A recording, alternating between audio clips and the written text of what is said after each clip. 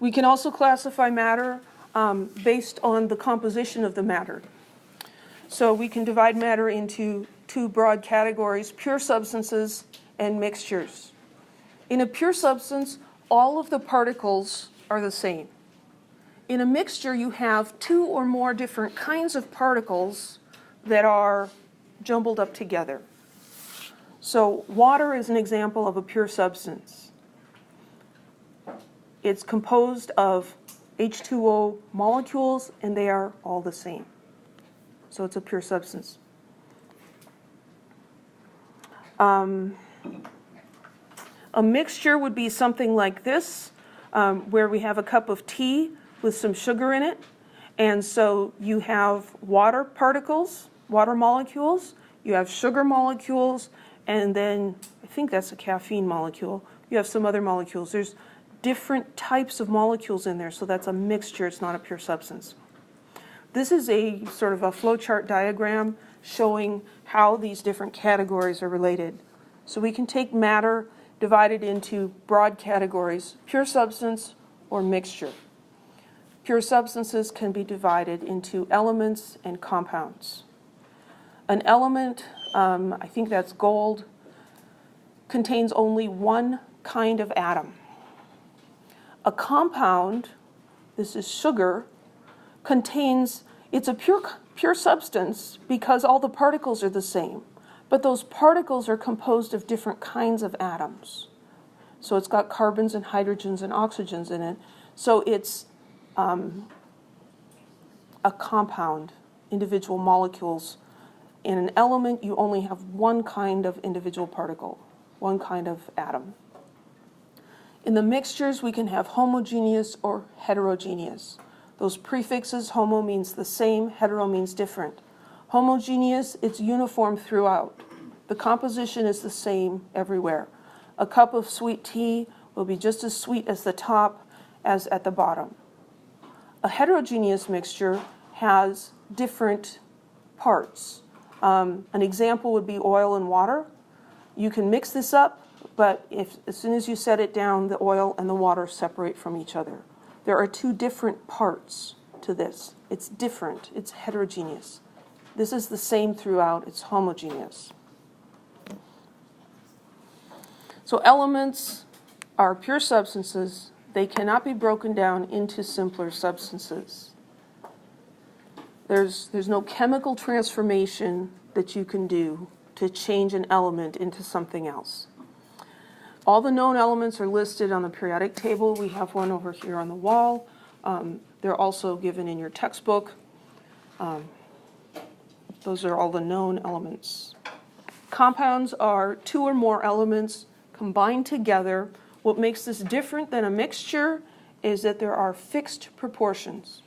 Water is always 2 hydrogens to 1 oxygen.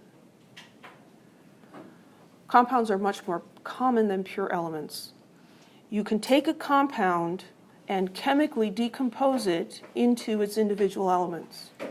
With water, it's as simple as dropping a 9-volt battery into a cup of tap water, and you'll see bubbles forming. Those are hydrogen at one terminal and oxygen at the other. You're decomposing the water into its individual elements.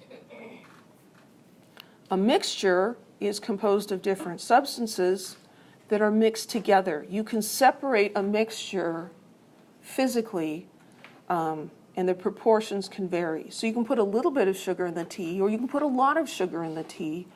The proportions are different, and that's what makes it a mixture, not a compound. Compounds always have the same ratio of components.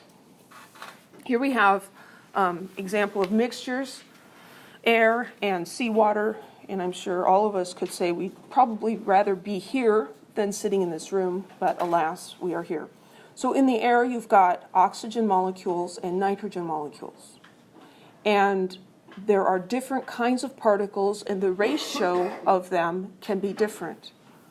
In seawater, you have water molecules, and you have sodium ions and chloride ions, along with some other things as well. But the ratio can be different. These are mixtures, not compounds. Mixtures are classified by how well they mix together. Homogeneous mixture, same composition throughout. We don't have much time, so I'm going to give the examples. Sweet tea would be an example. Good grief, I can't even write today. The sugar and the tea mixed together. A heterogeneous mixture would be something like Italian salad dressing, where you have oil and vinegar, and I don't know what my issue is here. They're going to separate out. There'll be 2 layers. And then you also probably have the little herbs and spices and things in there that you can see floating around. So you can see differences. So let's practice classifying these things. We're going to look and identify, is it a pure substance or a mixture? And then from that, decide, is it an element or a compound? Or for mixtures, is it homogeneous or heterogeneous? So mercury in a thermometer. That's going to be a pure substance. Is it an element or a compound? That's an element. So this is, we'll call that PS for pure substance, and that's an element. Now, it might not be immediately obvious to you that mercury is an element. If you can find mercury on the periodic table, it's going to be an element. Now, this periodic table doesn't have names on it, but I've given you a list on Canvas of element names and symbols that you should memorize, and you should start working on that. Mercury is on that list. Exhaled air, pure substance or mixture? That's a mixture. Now, some of you may have taken biology. Mixed. That's not what I meant to say. Mixture. We'll abbreviate that mixture. What's in exhaled air? There's CO2. Is there anything else? There's probably some oxygen that you didn't absorb, and there would be nitrogen as well. Nitrogen is the largest component of air. You inhale the air, your body takes the oxygen it needs, it doesn't do anything with the nitrogen, and then the nitrogen comes back out. So is exhaled air homogeneous or heterogeneous? It's homogeneous. Because it's uniform, right? There's not layers in the air that you exhale. Gases are always going to form homogeneous mixtures because they mix together so well.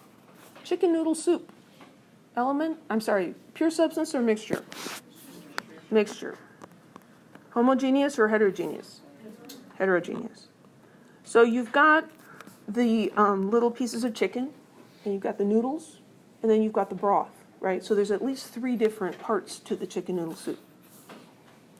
How about sugar? Sugar is a pure substance. That might not be obvious. Is it an element or a compound? It's a compound. You're not going to find sugar on the periodic table. Any questions? There will be a question something like this on an exam, and I try to be very careful in how I ask that question. Some of these I would not consider good questions because I don't think we should assume that you understand what sugar is at this point in your chemistry education. So that's a summary slide. You can read that.